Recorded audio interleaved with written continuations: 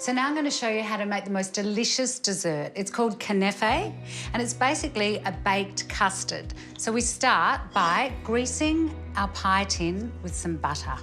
Now that's a great start to any dish. And I'm scattering cornflake crumbs all over the base of my dish, which is going to give it great crunch and wonderful texture. So this dish is really popular all over the Middle East and in Lebanon, and they usually use like a shredded phyllo type pastry called Knafeh. But here in Australia, we love to use good old cornflake crumbs. And that's nicely coated, so now I'm going to show you how to make the custard. So we start by adding 2 cups of milk to a pot, 1 cup of cream, 1/3 cup of sugar.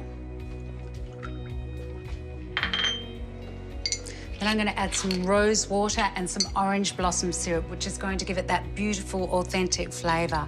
1 teaspoon of each. And my favourite, the orange blossom. And these syrups are really popular these days. Even the supermarkets have started stocking them. And then we add 2/3 cup of semolina. Arc up the heat a little bit. And then we just stir that in until it starts to slightly thicken. Some people use corn flour in this recipe to thicken the custard, but the semolina adds a wonderful texture.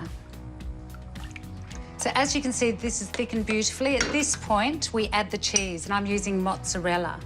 And this gives it a lovely molten finish. When you cut into it, all the cheese sort of stretches, and it gives the whole dessert a fabulous texture.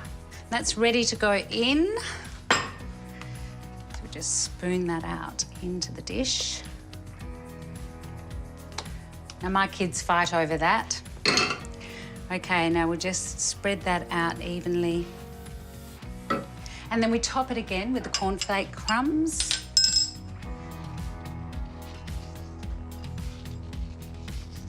And so this goes into the oven on 160 degrees for about 25 minutes.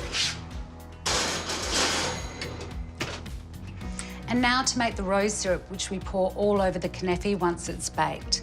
We use 3/4 cup of sugar, pop that into a pot, 1/3 cup of water, a little squeeze of lemon juice, and a little capful of this rose water.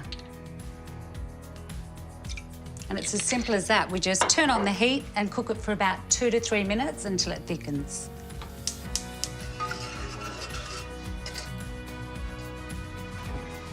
So this is perfect, and it's just the way it should be, just still a little bit wobbly, which means it's going to slice beautifully. And to jazz it up, all we do is sprinkle over some pistachio nuts. Doesn't that bring it to life? And there you have it, one of the most popular desserts all throughout the Middle East, Knafeh.